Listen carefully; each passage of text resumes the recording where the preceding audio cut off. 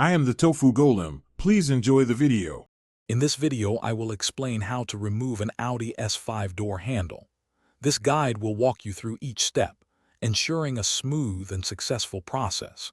We will cover everything from gathering your tools to carefully detaching the handle and preparing for reassembly. By following these instructions, you can confidently tackle this task, saving time and ensuring your vehicle remains in excellent condition.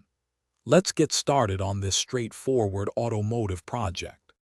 Before beginning, ensure you have all your tools ready, such as a torque screwdriver and a non-marring trim pry tool. Protecting your car's paint is crucial, so carefully apply painter's tape around the handle area. Next, locate the small knob or cover right beside the main handle. This piece conceals a vital torque screw, which you will find on the door's side edge, often hidden beneath a rubber seal. Now, use your torque screwdriver to loosen the screw found on the door's side. Remember, this screw is captive and will not come out completely. With the screw loosened, use your trim tool to carefully pry the small knob or cover towards you, being mindful not to scratch the paint.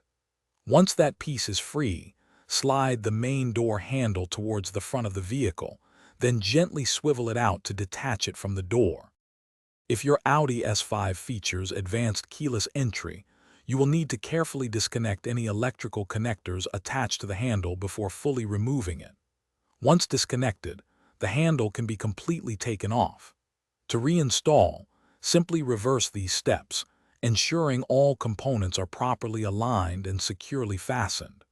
Double-check all connections and the handle's smooth operation to complete the job successfully. Thanks for watching. Consider subscribing if we helped you today.